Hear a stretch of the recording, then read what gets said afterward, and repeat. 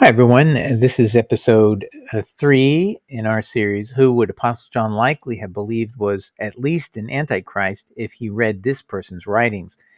And this specific episode the question is, did apostolic churches stop Docetism of Marcion by the fact Marcion could not prove Paul was a true apostle?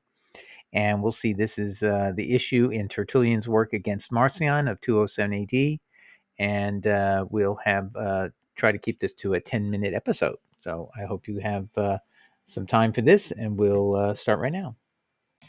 And here's Tertullian's argument on Galatians 2:2 in full, but I'll just read a little bit of it. He's saying we should demand the production of that gospel also which Paul found. So he's trying to tell Marcion, you can't give Paul any authority different than the gospel he found, because he's going to quote now or refer to Galatians 2:2, that to which he gave his assent. Paul gave his assent to the gospel that already existed, that with which shortly afterwards he was anxious that his own should agree. For his intention in going up to Jerusalem to know and to consult the apostles was lest perchance he had run in vain, Galatians 2:2. That is, lest perchance he had not believed as they did, or were not preaching the gospel in their manner. So Paul is confessing in the beginning of Galatians that he is their inferior.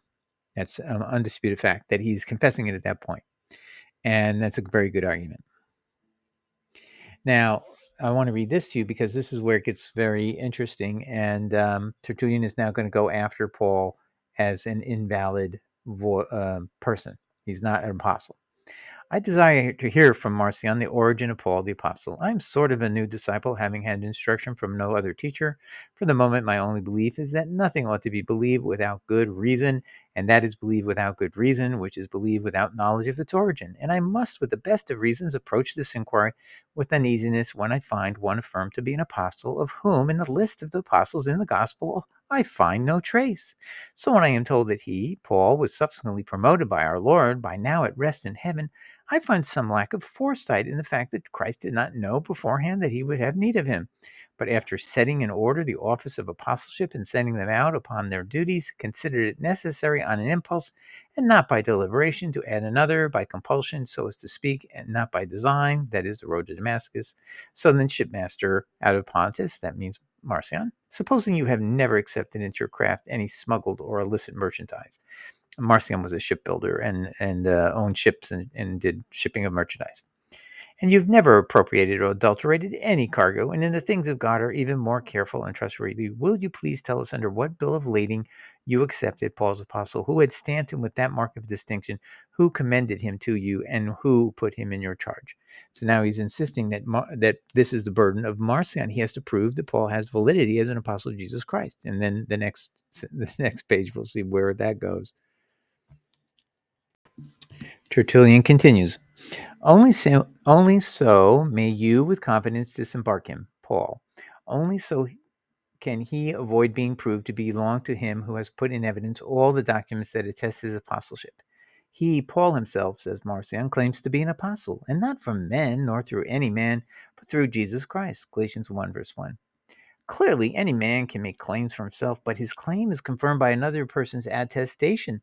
One person writes the document, another signs it, a third attests the signature, and a fourth enters it into the records. No man is for himself both claimant and witness. Besides this, you have found it written that many will come and say, I am Christ, Matthew 24, verse 5, the false Christ. Remember that? If there is one that makes a false claim to be Christ, much more can there be one who professes that he is an apostle of Christ. Let the apostle belong to your other God. Marcion believed in a different God than Yahweh. The Yahweh that we know, he puts into basically Hades or Sheol, however you want to call it, the land of the dead. Yet you have no proof of it except from the Creator's archives. So he's basically saying you cannot prove Paul is from anything in the New Testament. You cannot prove he has been appointed by Jesus Christ as an apostle. And if you look carefully at Acts 9:22 and 26, Paul does not ever say that Jesus appointed him to be an apostle of Jesus Christ. And he is relaying these facts allegedly to Luke, and Luke is then repeating whatever he says, apparently. So it doesn't add up to much, and there's no witnesses and no names of people present, but he also never says anything like that. Jesus says you're going to be a martyr, so a witness for me, but never says you're an apostle who has an authority equal to an apostle. So this is a very point well taken. And in a certain part of the book, Tertullian says that Paul is a apostle of the heretics, meaning he's the messenger of the heretics. He's the one they're following, listening to, and that's just a matter of fact anyway. I mean, they are definitely doing that, but they make this statement, or this statement by Tertullian is meant to be negative. And so I've had some interesting interchanges with people who are like early Christian History 101. They were trying to say I mistranslated it. I have Latin scholarship. I know what I'm doing. And everybody who's ever read this, even one of the scholars that he relied upon, Litzman, says it means exactly what I'm saying. So I'm going to read a couple of these things just so you know that he does scornfully talk about Paul by mentioning that he's the apostle of the heretics. Anyway, let's read Edwin Johnson, an English historian, not a Christian historian, but a neutral historian, said in 1887 in Antiqua Mater, quote, "It is clear that Tertullian had no liking for Paul. He hints that Paul's censure of Peter and the other apostles for their Judaistic leanings with his own after practices, all things to all men. He calls him the heretics apostle." Edwin Johnson, Antiqua Mater, A Study of Christian Origins, 1887, at pages 236 to 237. At my webpage, if you hit those links, they would bring that page right to you. Litzman, this is the one that the early Church 101 was even telling me, this scholar will put you in your place, Doug, actually agreed with me. Listen to this. Litzman said, quote, "The writings of Paul, the Heretoricum Apostolos of Tertullian, Book 3, Chapter 5, were regarded suspiciously at Rome. Hans Litzman, The Lord's Supper, Brill, 1979 and 282. Now, my friend didn't know that the words Hereticorum Apostolos is exactly the same thing as saying apostle of the heretics in English. So he was claiming that because I didn't put in there what other scholars improperly translated it, putting in there the apostle, Paul was the apostle whom the heretics adopt, as if, he has no role in the fact that they're following him. No, he is everything why they're following him, because he's claiming to be an apostle, but Tertullian is proving he is not. It's not provable. Okay, so we see in 207 AD that Tertullian destroys Marcion's view that Jesus is without human flesh, that it's just appearances, and he does so by destroying the validity of Paul, because that's the entire doctrine of Marcion collapses if you can destroy the validity of Paul, and he does that by saying that Paul was inferior to the 12, using Galatians 2:2 against Paul, and he does so by proving that Marcion had basically relied upon a person who has no demonstrable evidence that he is a true apostle of Jesus Christ, and it makes no sense. Jesus went to heaven. Why would he have to need to add one more? So very good points. Okay, now we're going to show you where it finally ends up. What is the consequence of having this? So even though the church beats down the Marcionites and their doctrine that Jesus did not have true human flesh, it's going to come back when the Trinity doctrine comes back, the original Trinity doctrine. And so here's Hilary of Poitiers writing the thesis on the Trinity that was the primary thesis of that era. "No more in the Passion did the flesh of Christ feel pain than if you were to wound fire or water with a sword." Hilary de Trinitate, Book 956, and Book 10, number 23.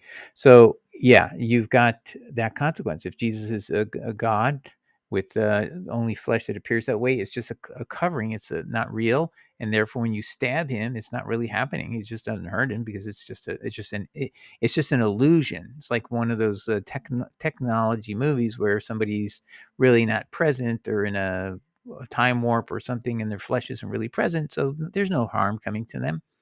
Let's read the next one. Jerome in the 400s, in his commentary on Matthew 26, says it was ridiculous to think that Jesus was, quote, afraid of death, or, quote, spoke in terror about the passion, in his commentary, Matthew book 4, chapter 26, subdivision 39, or verse 39. So there's clearly a feeling, a strong view that if Jesus is God and his flesh is not truly human, that he's not going to be afraid of death. What's going to happen? He's not going to be hurt. He's not going to be terror. He's not a terror at all. He's just going to pass away for a little bit. He'll sleep maybe, or go into sort of a different state, and he'll be okay. It just looks like he's dead. It looks like he's bleeding, but he really isn't. Let's look at the third one and the final one. Aquinas in the 1200s persisted with this notion that Jesus' flesh was not truly human. Quote, it would seem that there was no true sensible pain in Christ. Summa Theologia, 2007, volume 4 at 2102.